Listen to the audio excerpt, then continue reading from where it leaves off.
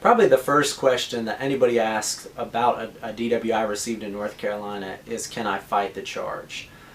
Fighting a DWI depends on the presence, first of all, of the state's elements to proving a DWI, as well as the possible defenses we can raise on our end to the DWI charge.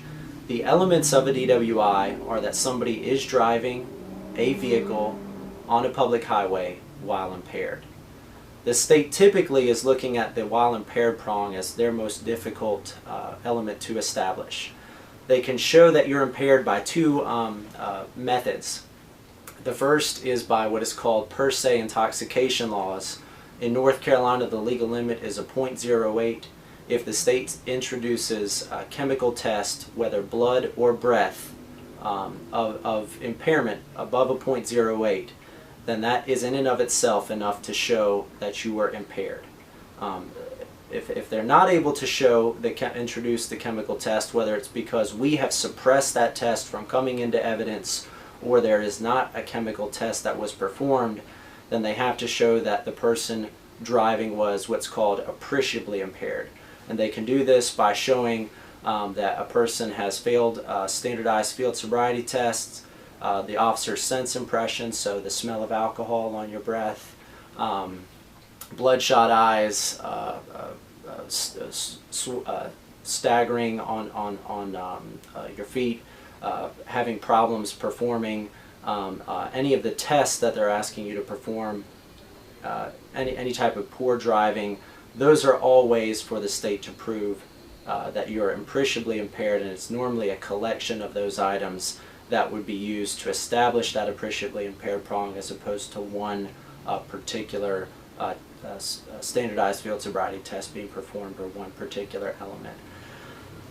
We then look at possibly raising defenses to the DWI charge. There can be issues with the stop, constitutional issues with the stop itself, constitutional issues with the officer having probable cause to have arrested you in the first place, as well as problems back at the station or at the jail with the intoxilizer. Was the intoxilizer performed correctly? Were you given, read your rights as far as the right to refuse the chemical test being performed at the station? Also, post-release issues. How long did it take for you to be released? Were the conditions of your release adequately explained to you, and were you released at the earliest opportune time? These can all be issues that we can raise to defend your case. I'm going to go through that one more time. So are we still good at kind of that whole section? One of the first things that we look into after sitting down with you in regard to your DWI is what defenses can we present on your behalf. In our analysis, we look first of all at the state's elements that they have to prove to show impaired driving, as well as our defenses to the DWI charge. The elements of a DWI that a state must show beyond a reasonable doubt are that a person is driving on a public highway in a vehicle while impaired. And it's typically the while impaired prong that is the problem for the state, although the other elements must be established beyond a reasonable doubt, and we will look into whether or not we can present possible defenses on that angle. If in fact that they are proceeding on the impaired prong, that being the most difficult on their end to show, there are two ways that they can show impairment. In North Carolina, we are a per se intoxication state, which means that if there is a chemical test, blood or breath, that shows a .08 or above blood alcohol concentration, that in and of itself establishes impairment if the state introduces that into evidence, and that is heard by the trier of fact, whether that is a judge or a jury. The other way that the state can prove impairment is by showing that a person is appreciably impaired, and the state or defense district attorney will typically pull out of the officer poor driving, sense impressions of the officer. So if there was a smell of alcohol, bloodshot eyes, staggering, slurred speech, all of that would be presented by the state.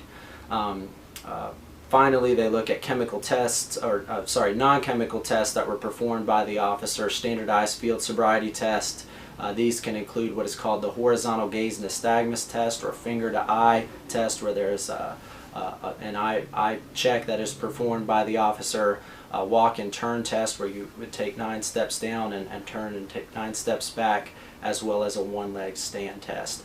These would be taken in combination to show appreciable impairment. So one incident of poor driving or one standardized field sobriety test in and of itself would very likely not be enough to establish appreciable impairment.